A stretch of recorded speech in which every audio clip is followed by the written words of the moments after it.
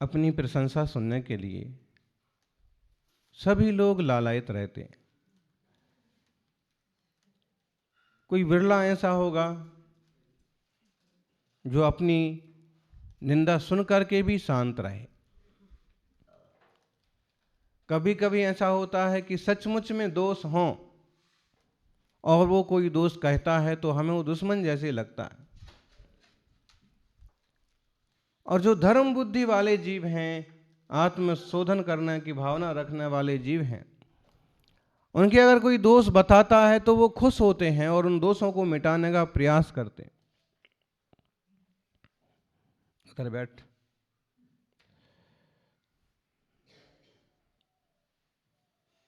हम सभी इस बात पर गौर करें कि आचार्य श्री समंतभद्र कहते हैं कि भगवान आपके गुण इतने हैं कि उन गुणों को कहना कठिन है, फिर भी हम स्तुति कर रहे हैं। स्तुति के अर्थ तो ये होता है कि कम गुण हो और बढ़ा चढ़ा के कहा जाए तो स्तुति कहलाती है।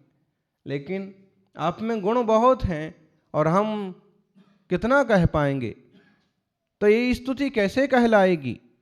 गुणस्तोकम सदुल्लंघ्य तद बहुत्व कथा स्तुति अनंत्या ते गुणा वक्तुम अशक्यस्तैषा कथम। बोलो फिर कैसे कहे जाएंगे उतने सारे गुण। तो हमारी ये स्तुति क्या स्तुति है, फिर भी हम कर रहे हैं। इतने गुण होना चाहिए, आत्मा इस तरह से विकसित होना चाहिए कि ऐसे कोई कहे कि आप में बहुत गुण हैं और आप कौन से गुण गाएं। लेकिन वो कब होगा, जब हम ऐसे लोगों के बीच में भी रहें, ऐसे लोगों की भी बात सुने जो हमें टोकें कि तुम्हारी ये गलती है, तुम्हारी ये गलती है। ऐसे चलना चाहिए, ऐसे बैठना चाहिए, ऐसे बोलना चाहिए। देखो इतने बज गए और तुम ऐसा कर रहे हो, ऐसा नहीं करना चाहिए। और हम ये सब चीज़ें सुन करके और समझ करके उन गलतियों को निकालते जाएं। जो कमी और कमजोरियों को निकालता है वो मजबूत बनता है, जो दोषों को निकालता है वो गुणवान बनता है। तो गुरुजनों के सामने, मार्गदर्शकों के सामने हमें विनम्र बन करके चलना होगा, तो हमारा कल्याण होगा।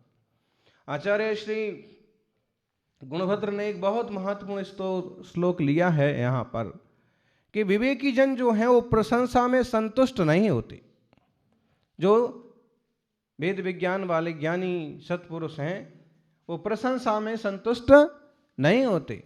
उनकी खूब स्तुति करी जाए तो भी वो सहज रहते हैं, क्योंकि उन्हें मालूम है कि अभी हम कोई सिद्ध नहीं बन गए हैं, हमारे अनंत गुण प्रकट नहीं हो गए हैं। इसलिए कोई प्रशंसा भी करता है तो सुन लेते हैं, सामने वाले की खुशी के लिए जरा सा मुस्कुरा देते हैं, लेकिन वे अपने आप को वैसा नहीं मान लेते हैं कि इनने हमें भगवान कहा तो हम भगवान बन गए। द्रव्यार्थिक न्याय से आत्मा है भगवान, लेकिन अभी हाल न हम महावीर हैं, न वर्धमान हैं, न भगवान हैं। अभी पर्याय कैसी है सो हमें पता है।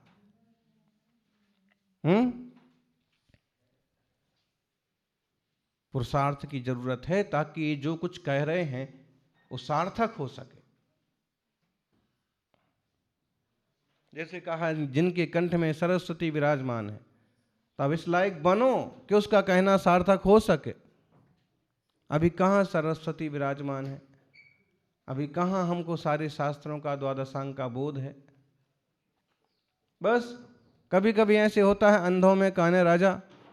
अब यहाँ कोई केवली और श्रुत केवली नहीं है तो अपन ही सब कुछ है। एक सामान्य शयोप समज्ञानी ही अंधों में काने राजा, बाकी सबों को और कम ज्ञान है तो आप ज्यादा ज्ञानी हो गए। बाकी सब और कम प्रवचन करना जानते हैं तो आप ज्यादा प्रवचन करने वाले हो गए। बाकी और सबों को कम ध्यान आता है, साधना आती है तो आप ज्यादा साधना वाले कर रहे। लेकिन वास्तव में देखा जाए तो इससे भी बड़े बड़े सत्पुरुष महापुरुष दुनिया में हुए हैं, और खोजने पर आज भी एक आध और मिल जाएंगे, जहाँ ज़्यादा क्षमावान होंगे, ज़्यादा ज्ञानवान होंगे, ज़्यादा अच्छे वक्ता होंगे, मार्गदर्शक होंगे, गुरु होंगे। इसलिए हमें इतराने की बजाय तराने की सोचना चाहिए। हमारा आत्मा कैसे तरे, हम और कैसे बड़े बने और कैसे विकसित हों, इस पर फोकस करना चाहिए। यहाँ पर श्लोक है,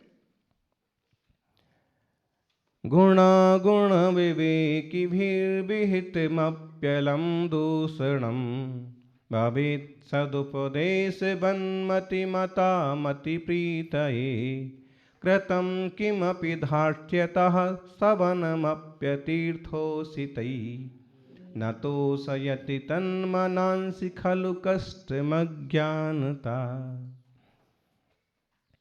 गुण अरु दोष विवेकवान यदि अल्प दोष अतिशय कहते बुद्धिमान जन सदुपदेश बत उसमें अति प्रीति करते किंतु धृष्टता बस अविवेकी करे प्रशंसा तो धीमान तुष्ट नहीं होते हैं इसमें उन्हें कष्ट प्रद यह अज्ञान।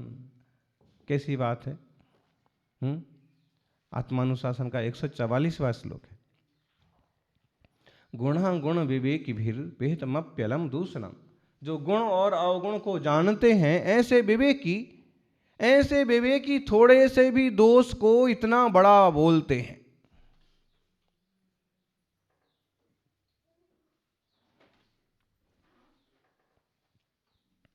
और इतनी सी गलती है ना, जैसे आपने 4 हाथ जमीन देख के नहीं चला तो ऐसे कह देंगे कि देखते नहीं हो, एरिया समिति का पालन नहीं करते हो, जबकि अभी तक पूरा पालन कर रहे थे, सिर्फ 2-4 कदम आपने ध्यान नहीं रखा है।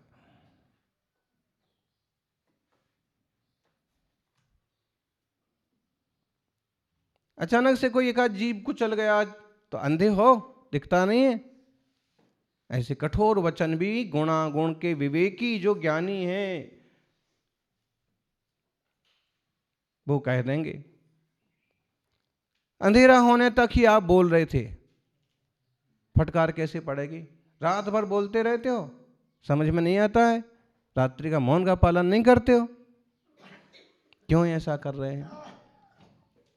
गुण और अवगुण को जानने वाले विवेकी सत्पुरुष छोटे से दोष को भी बड़ा दोष दिखा करके बताते हैं, ताकि समझ में आ जाए कि ये दोष भी निकल जाए। देखो, और जो बुद्धिमान धर्म भावना वाला जीव है वह उसे बड़ी सहजता से स्वीकार करता है, उसकी प्रीति के लिए होता है कि बहुत अच्छा हुआ कि इन्होंने बता दिया और ये मेरा दोष निकल जाएगा। गड्ढे में गिरते हुए हम किसे रोकते हैं? बोलो, कोई गड्ढे में गिर रहा है तो हम किसे रोकते हैं, किसे टोकते हैं? देखो, मान लीजिए कि फिसलने के मार्ग पर 10 बच्चों को दौड़ाया गया कि इस पर जो फर्स्ट आएगा बाधा दौड़ में, और गार्जियंस हैं, देखने वाले भी हैं, नजर उनकी किस पर रहती है? अपने बच्चे पर रहेगी कि कहीं फिसल नहीं जाए और कहीं इसको चोट ना लग जाए। और 10 में से 10 भी गिर पड़े तो किसको उठाने दौड़ेगा वो?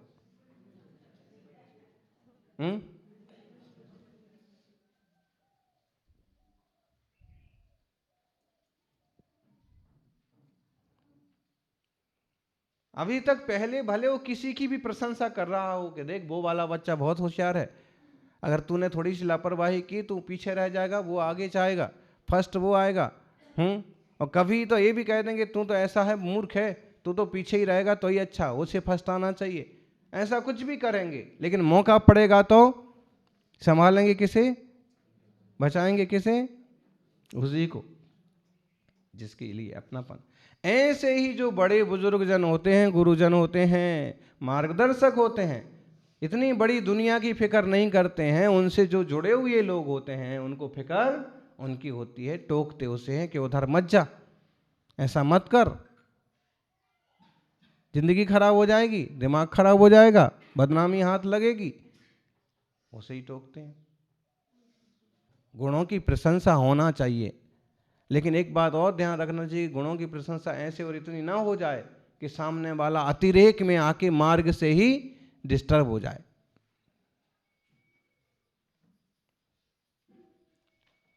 और हमें अगर कोई हमारे दोस्त कह रहा है तो दुश्मन न समझें उसे, क्योंकि दुश्मन जो होते हैं वो अक्सर पीठ पीछे आलोचना करते हैं, वो ऐसा है, वो ऐसा है, वो गंदा है ना। लेकिन जो अपना हित चाहने वाले हो तो मुंह पर समझाते हैं कि तू ऐसा करता है, बराबर नहीं है। उसका सीधा मतलब है कि ये गलती निकाल। तो कृथम किमपि धाष्ट्यता स्तवनमप्यतीर्थोऽस्ति न तोष्यति तन्मनांसि खलु कष्टमज्ञानतः। जो अधर्मी लोग, ढीठ लोग उसकी प्रशंसा करते हैं तो उसे नहीं रुचती है। वो कहता है इसकी अज्ञानता को धिक्कारो। सज्जनों, गुण दोष के विवेक से युक्त सत्पुरुषों द्वारा अपने दोष अधिकता से प्रकट करना भी बुद्धिमान जीवों को भले उपदेश के समान अत्यंत प्रीति उत्पन्न करने वाला लगता है। उसमें प्रीति करता है, क्योंकि जो ये तो ज्ञानी पुरुष हैं, अगर ये हमारी कुछ गलती बता रहे हैं तो सही होगी, ये गलती हमें निकालना चाहिए। बोलो, जीवों को कितना सावधान करते हैं कि हे जीवों, कसायों से सावधान हो, विषय वासनाओं के जंजाल से बचो, धर्म का उपयोग बनाओ ऐसे। और धर्म तीर्थ का कोई सेवन नहीं करने वाले दुष्ट जन हैं, उनकी द्वारा ढीठता से किया गया गुणानुवाद भी बुद्धिमान जीवों को संतोष उत्पन्न नहीं करता।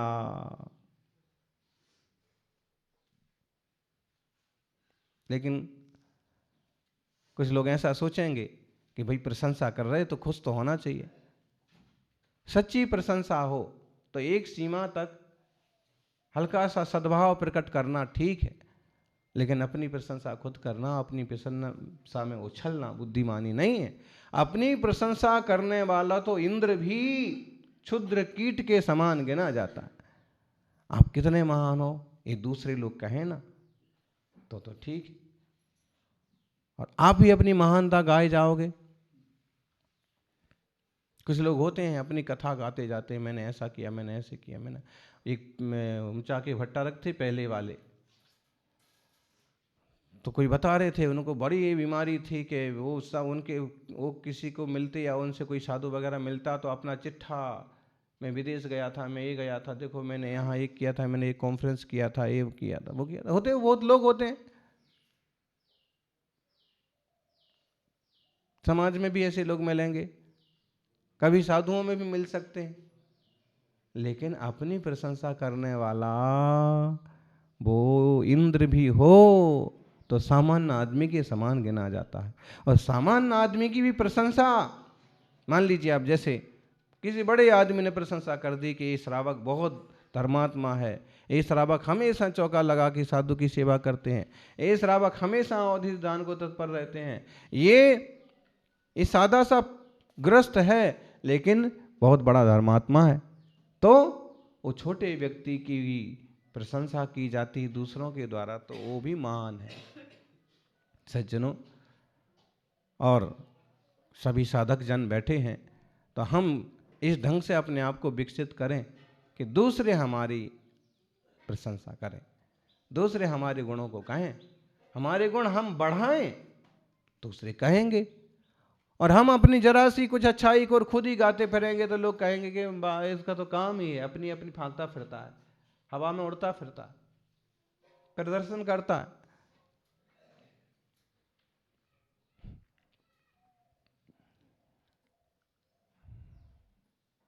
एक कवि थे, बहुत फेमस हो गए, बहुत फेमस हो गए,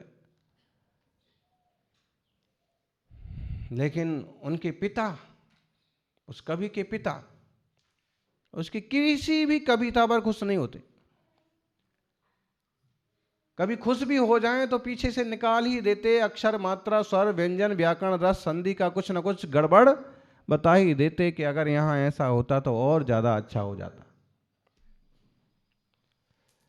उसके काव्य हुए, खंड काव्य छपे, महाकाव्य छपे और दूसरे ने लिखे और फेमस हुए, राजा लोग भी प्रशंसा करने लगे। लेकिन उसके पिता वो भी ज्ञानी थे, कवि थे, कुछ ना हो तो उसके बोलने के ढंग पर ही उंगली उठाएंगे। अगर इसको इस ढंग से बोला जाता तो ज्यादा प्रभाव बन जाता। और इस तरह से इतना तंग आ गया ना वो, बहुत नाराज हो गया अपने पिता से। खुद तो कुछ करते नहीं है और मेरा वो निकालते रहते हैं। अब की बार जो है ना सिर ही फोड़ दूंगा, अब इनकी जरूरत भी नहीं। ऐसा उसका इतना मन हो जाता ना, कभी कोई ज्यादा टोकता है ना, ज्यादा समझाता है तो ऐसा हो जाता है विचार में कि जिसकी हद नहीं। कितने कुविचार आ जाते हैं। और उसने फिर ऐसा हुआ, राजा ने क्या, जनता ने क्या, सब ने खूब प्रशंसा की। वही काव्य जब पिता ने सुना, जब वही बात कि आज मेरी इतनी प्रशंसा हुई, तो उन्होंने कहा कि इस प्रशंसा हुई तो क्या हुआ, अभी और तुम्हें और मेहनत करने की जरूरत है। उसे बहुत आक्रोश आया, मजा चखाना चाहिए।